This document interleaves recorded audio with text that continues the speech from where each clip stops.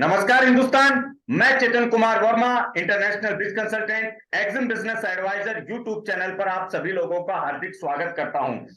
दोस्तों, एक इंजीनियरिंग का स्टूडेंट जो बी करने के बाद में भी जिसके अंदर एक लगन थी अपने देश के प्रति कुछ करने की, एक लगन है अपने देश की संस्कृति को, उनके प्रोडक्ट्स को बाहर तक भिजवाने की, आज ऐसे ही ये यंग एंटरप्रेनर, एक बिजनेसमैन हमारे साथ में अवेलेबल हैं और इनकी लाइफ स्टोरी जो है वो बड़ी इंटरेस्टिंग है, जो शायद मैं ये मानता हूं कि जो लोग भी इस वीडियो को देखेंगे उन्हें एंड तक सारे प्रोसेस सिस्टम को समझना चाहिए कि कैसे स्टेप टू स्टेप इन्होंने अपने बिजनेस को डेवलप किया और प्रोडक्ट्स को इंटरनेशनल लेवल पे पहुंचाया।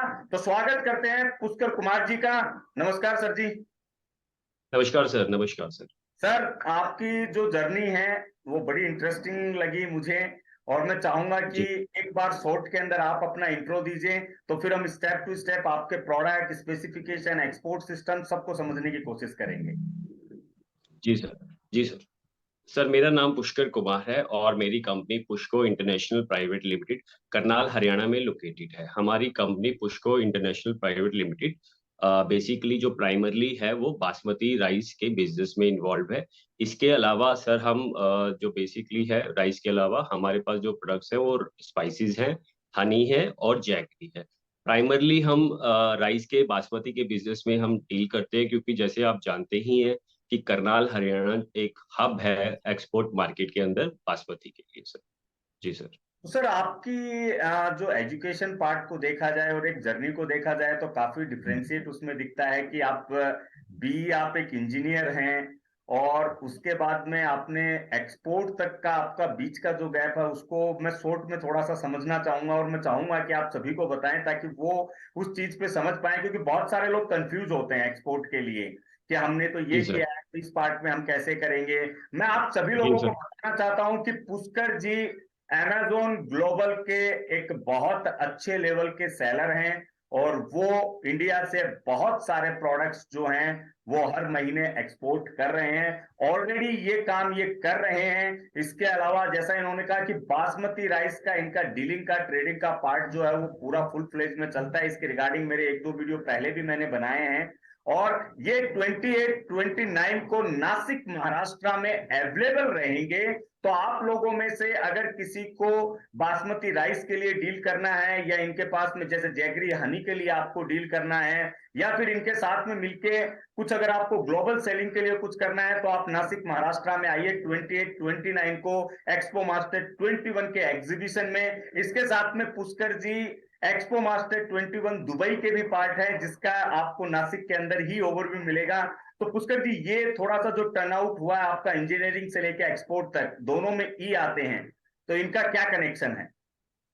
सर जी सर। सर 2010 में मेरी इंजीनियरिंग का पास आउट हूँ। मैंने कंप्यूटर इंजीनियरिंग से अपनी जो एजुकेशन है वो कंप्लीट की है। और शुरू शुरू में जब मैं नया नया पास आउट हुआ था तो सर मेरा जो मेरे हमेशा से एक पैशन था कि मुझे बिजनेस करना है।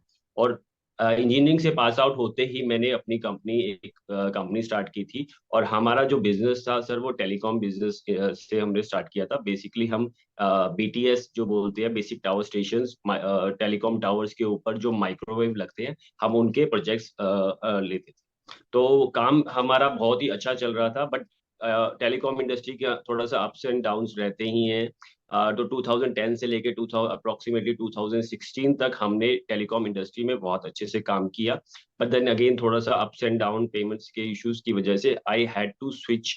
तो मैंने वो छोड़ के क्योंकि मेरा आईटी का बैकग्राउंड हमेशा से रहा, इंटरेस्ट भी रहा, मेरा पैशन भी रहा आईटी के अंदर हमेशा से। कुछ कुछ नया नया सीखना था, तो मुझे ट्राई करना, मुझे एक्सपेरिमेंट करना बहुत ही अच्छा लगता है। तो उसी वजह से सर एक नया कॉन्सेप्ट आया था उस टाइम मार्केट में, जैसे आपने जीपीएस जीआईएस मैपिंग का, ड्रोन मैपिंग, 3D फोटोग्राफी ग्रामेट्री। तो 2016 के स्टार्ट में हमने अपना कंपनी स्टार्ट किया स्टार्टअप इंडिया के थ्रू। और हमने अपनी कंपनी रजिस्टर्ड भी करवाया, डार्विस टेक्नोलॉजी जो हमारी कंपनी थी। हमारे कुछ एक पेटेंट्स भी थे उस कंपनी के अंदर।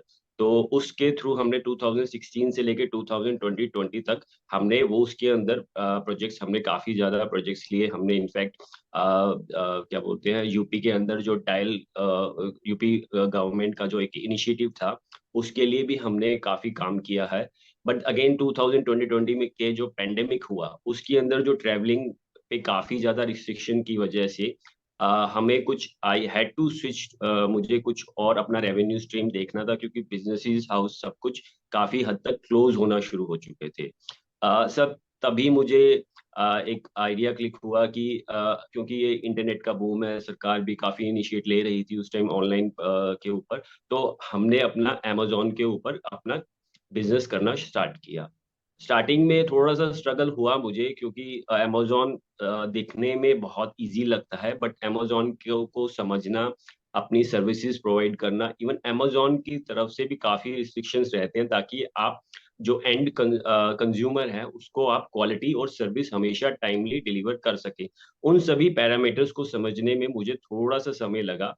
और प्रॉफिट रेवेन्यूज, अमेजोन के मैट्रिक्स, सेलर मैट्रिक्स, ये जो चीजें होती हैं, ये समझने में मुझे 3 से 6 महीने लगे। बट जैसे ही मैं ये मैट्रिक्स में समझा अपने, उसके साथ मुझे जो अगेन मुझे अमेजोन के अंदर पोटेंशियल, बहुत अच्छा पोटेंशियल मिला। मेरी सेल्स बूस्ट बहुत अच्छे, मुझे रेवेन्यू मेरा जनरेट होना शुरू हो गया। तो सामने से फिर मुझे अमेजोन के थ्रू ही, अमेजोन के टीम ने मुझे कांटेक्ट किया कि आप अच्छा कर रहे हैं, हमारे पास आप एक्सपेंड भी कर सकते हैं अमेजोन ग्लोबल के प्लेटफॉर्म में। देन सर, फिर मैंने Amazon US, Amazon Canada, Amazon Mexico, Amazon Singapore, Amazon Saudi, Amazon Dubai और रिसेंटली अमेजोन ऑस्ट्रेलिया में मैंने अपना एक्सपेंशन शुरू कर दी। मतलब एक शॉर्ट टर्म में बाद में आपने एक कह सकते हैं कि अपना एक पूरा नेटवर्क आपने क्रिएट किया अमेजोन के थ्रू भी। और जी। आपने खास करके लास्ट मतलब 2 ईयर में एक अच्छा खासा नेटवर्क और एक्सपोर्ट दोनों किया है। जी सर। जी सर। तो ये एक बहुत बड़ी चीज होती है, क्योंकि लाइफ में और बिजनेस में समस्याएं आती रहती हैं, लेकिन आपके पास में हमेशा अपना एक सेकंड प्रूफ प्लान होना चाहिए। लेकिन उस प्लान के साथ में उसको इंप्लीमेंट करने के लिए आप में एक जज्बा होना चाहिए, क्योंकि काम जो भी आप करते हो उसमें नॉलेज की जरूरत गिरती है, डेडिकेशन की जरूरत गिरती है। और ये पुष्कर जी से हमें सीखना चाहिए कि एक लंबे समय तक उन्होंने जो काम किया, उसके बाद में खुद को स्विच करते करते उन्होंने कई स्विच जो है वो ऑन कर दिए।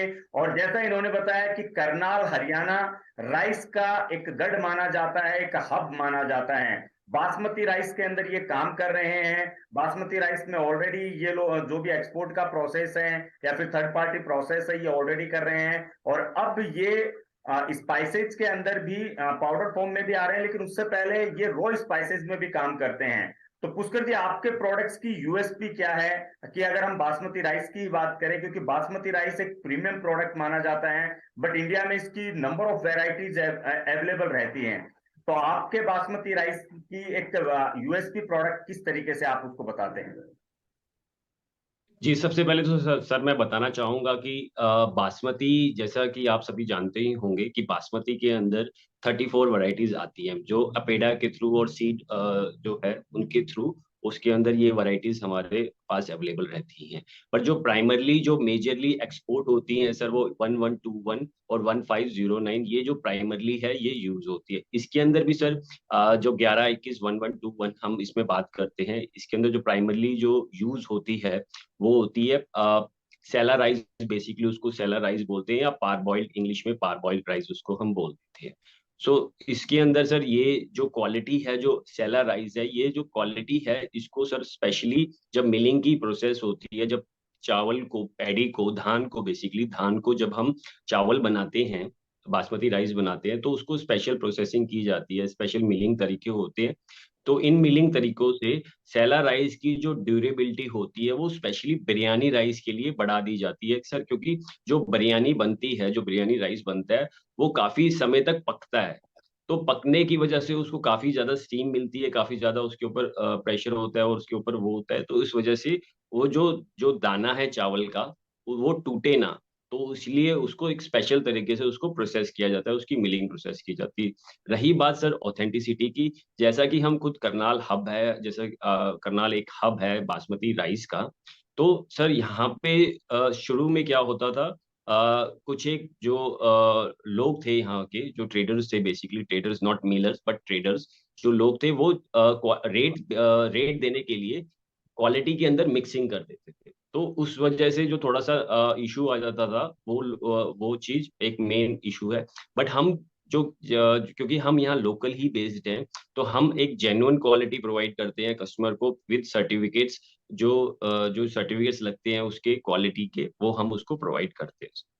जी सर। तो सर आप जैसा राइस का एक बहुत बड़ा मार्केट है, तो अगर कोई जी आपके सर। पास से अगर राइस लेना चाहे, अगर आपके पास से बासमती राइस के लिए एक्सपोर्ट के लिए डोमेस्टिक सप्लाई के लिए भी जुड़ना चाहें, तो आप उनको क्या क्या सर्विस प्रोवाइड कर सकते हैं? जी सर, जैसे कि एक्सपोर्ट का जो बिजनेस है सर, बासमती का एक वॉल्यूम बेस्ड बिजनेस है। यहाँ पे जो ऑर्डर्स होते हैं वो छोटे ऑर्डर्स नहीं होते, मिनिमम 2 कंटेनर 20 फीट्स वाले लोग लेते ही लेते हैं, क्योंकि इस तरीके से अगर मिनिमम 2 कंटेनर्स लेते हैं तो वो अपना क्लियरिंग प्रोसेस, कस्टम में जो भी चार्जेस लगते हैं वो इसको इजीली बचा सकते हैं। सो जो वॉल्यूम बासमती के राइस में लोग जल्दी से इन्वॉल्व नहीं होते, क्योंकि एक वॉल्यूम बेस्ड बिजनेस है। दूसरा जो रीजन है इसका, जो राइस की क्वालिटी होती है, क्योंकि अगेन मिक्सिंग हो जाती है चावल के अंदर, जो मल्टीपल वैरायटीज हैं। एक हायर क्वालिटी है जो 11-21 की है, और जो लोअर, जो उसको कहते हैं एक सुगंधा राइस और पीआर, जो भी राइस होते हैं, वो सारे के सारे, तो आप उसकी क्वालिटी मिक्स हो जाती है। तो ऑथेंटिसिटी की वजह से भी लोग इसमें जल्दी से इन्वॉल्व नहीं होते सर। तो यही आप जो रीजन है। हरियाणा से हो, आपने कभी पहलवान बनने की नहीं सोची फिर? सर पहलवान, सर अभी हमारा शौक पहलवानी में नहीं था। तो हमारा शौक आईटी में और बिजनेस में था, तो इस वजह से थोड़ा सा हमारा इंटरेस्ट इसमें रहा, तो हमने यही बिजनेस के अंदर से पहलवानी करनी शुरू कर दी। तो दोस्तों, हरियाणा के लिए कुछ चीजें खास सभी लोगों को पता है कि हरियाणा एक एग्रीकल्चर स्टेट माना जाता है। हरियाणा कुश्ती और पहलवानी का गढ़ माना जाता है। लेकिन जी सर। हरियाणा के अंदर आईटी हब जो है, वो अपने आप में एक इंटरनल पार्ट है जो बहुत कम लोग जानते हैं। लेकिन हरियाणा में कुशल आईटी वाले युवा मिलते हैं जो देश को और विदेशों तक सर्विस प्रोवाइड करते हैं। और कहीं ना कहीं पे पुष्कर जी का वो भी, आप लोगों अगर पुष्कर जी के साथ में आप बासमती राइस में या बाकी किसी प्रोडक्ट में भी जुड़ते हैं, तो आपको इनके साथ में एक अमेजोन का जो ग्लोबल सेलिंग का जो है वो भी एक्सपीरियंस आपको मिल सकता है इनके साथ में। प्लस टेक्निकली जो चीजें होती है वो आपको सारी पता चल सकती है। पुष्कर जी, बहुत सारे लोग, क्योंकि मैं सभी से कहता हूं, बहुत सारे लोग अपने ब्रांड में अपने लेबल के ऊपर सारी चीजें चाहते हैं, तो क्या आप कस्टमाइजेशन का जो सिस्टम है, जो सर्विस है, वो प्रोवाइड करते हैं?